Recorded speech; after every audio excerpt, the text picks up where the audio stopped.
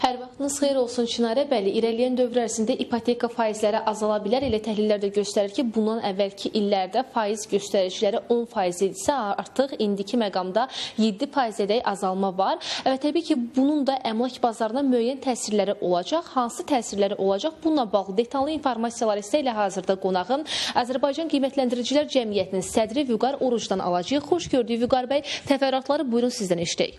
Bildiyimiz kimi ölkəmiz iqtisadi inkişaf istiqamətində çox böyük əzmlə irəliləyir və bu həm də eyni zamanda vətəndaşların sosial rifah halının yüksəldilməsi istiqamətində hökumətin konkret ardıcıl addımları ilə müşahidə olunur.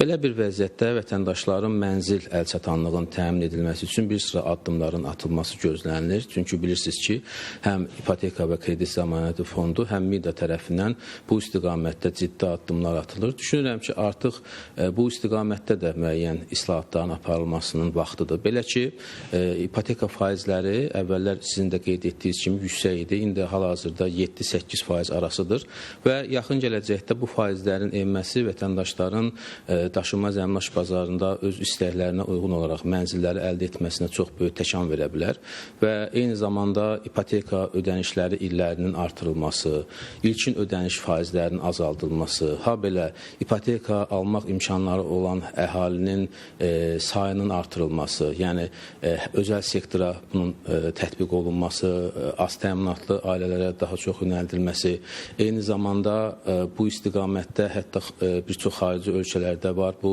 ənənə. Deməli, dövlət tərəfindən müəyyən proqramların bu istiqamətdə işlənilməsi, həmin proqramlar nədən ibarətdir?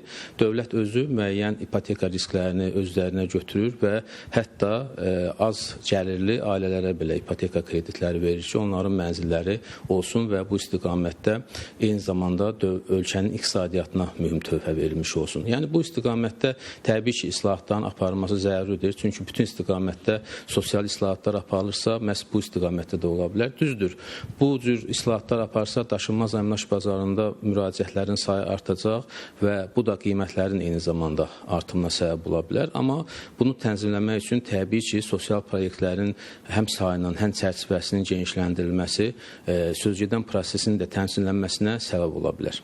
Təşəkkür edirəm. Çox sağ olun. Vəziyyəti biz və tamaşaçılarımız üçün ətraflı şəkildə izah etdiyiniz üçün bir də xatırladım ki, Azərbaycanda ipoteka faizləri azala bilər və təbii ki, bu da yəni alqı-satqı bazarına insanların daha çox üst tutmasına səbəb olacaq və nəticədə də əmlak bazarında qiymət artımı müşahidə oluna bilər irəliləyən dövrlərdə. Yəni ipoteka faizləri azalacaq, amma eyni zamanda paralel olaraq əmlak bazarında qiymət artımı da müşahidə oluna bilər.